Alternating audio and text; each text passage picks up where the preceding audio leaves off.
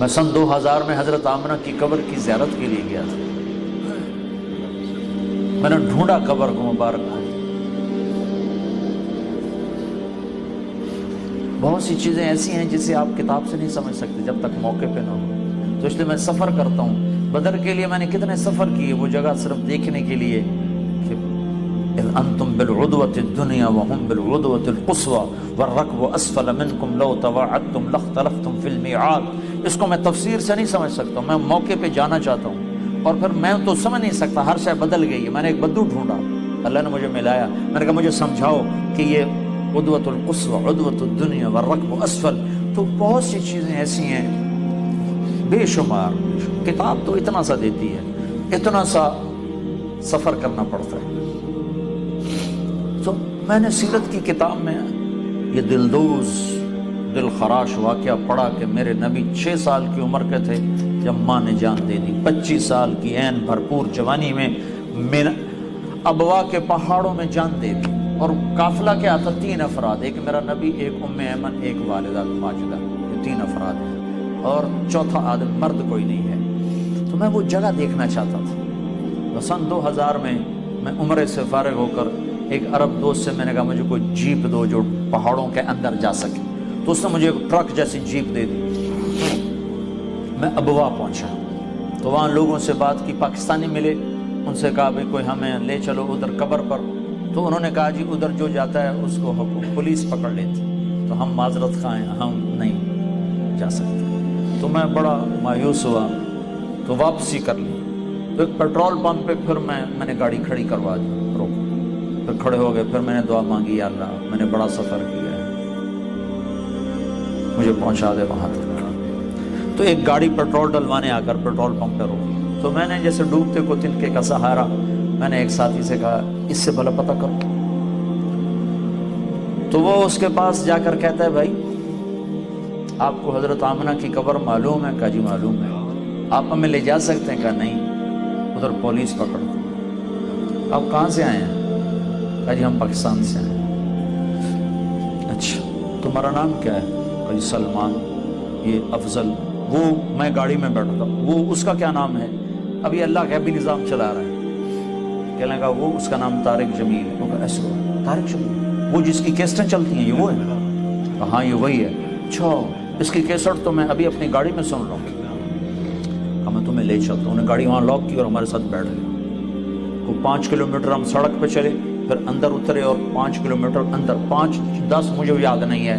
ایک تو منزل کو پانے کی شوق میں راستوں کا خبر نہیں تھی، دوسرے راستے تھے ہی کوئی نہیں، پہاڑوں کے اندر ادھر ادھر پتھروں سے ٹکر، جھاڑیوں میں پھنسے، الجھتے تھوڑی سی کھلی جگہ آئی، وہاں اس نے گاڑی روکی، پھر ہمیں لے کے پیدل چلا، پھر ایک پہاڑ پہ چڑھا۔ اس پہاڑ کے اوپر قدرتی ایک فرش بنا ہوا تھا، وہاں میرے نبی کی ماں سو رہی تھی۔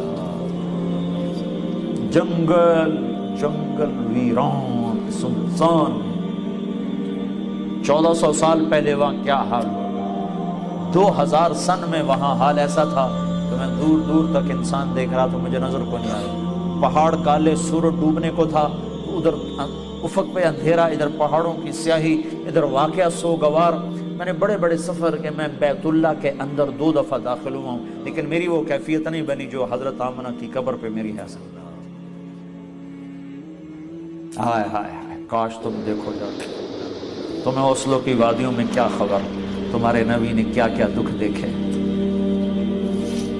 6 برس کا بچہ اور ماں نے بازی ہار دی، ہارٹ اٹیک ہوا، غالباً ہارٹ اٹیک ہوا، پتہ نہیں کیا ہوا، بچوں کی اچانک موت تھی، تو ہارٹ اٹیک ہی سمجھ میں آتا ہے کہ بولا نہیں جا رہا تھا۔ مجھے ہوا ہے اٹیک مارچ میں، مجھے معلوم ہے کہ وہ کیا کیفیت تھی، وہی کیفیت کتابوں میں حضرت آمنہ کی لکھی ہوئی ہے، تو اس لیے میں اپنی طرف سے اس قیاس کر کے نتیجے پر پہنچاؤں کہ غالباً ہارٹ اٹیک تھا، کہ آپ سے بولا نہیں جا رہا، مجھ سے بھی بولا نہیں جا رہا تھا، بالکل درد کی شدت نے میری زبان بند کر دی تھی، تو وہ حضرت آمنہ پر درد کی شدت تھی، بولا نہیں جا رہا تھا، اور میرے نبی کہتے اماں، آگے جواب نہیں آ رہا۔ پھر آخر حضرت آمنہ نے آخری بار سارا زور جمع کر کے فرمایا بیٹا میری موت کا وقت آ چکا ہے، ہر زندہ نے مرنا ہے، ہر نئے نے پرانا ہونا ہے، لیکن ایک دن آئے گا تو عالم کو روشن کرے گا۔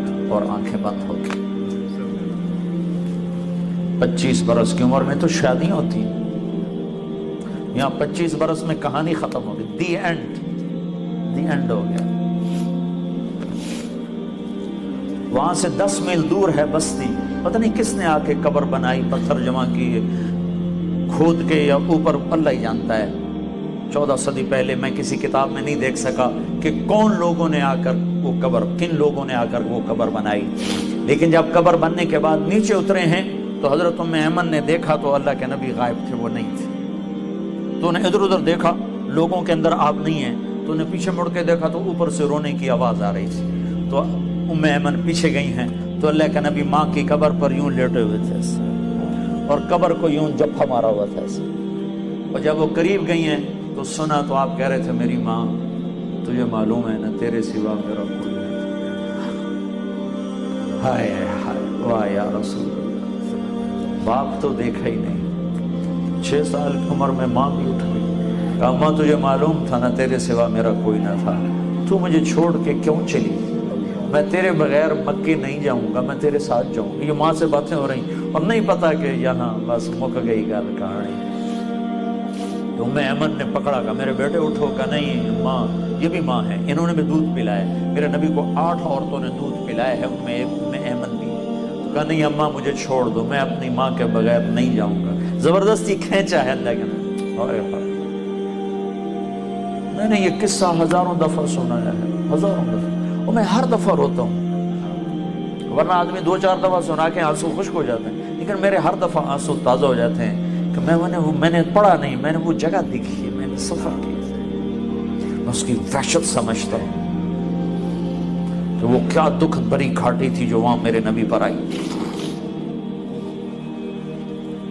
اور جب آپ نے حج کا سفر کیا کتنے سال گزر چکے؟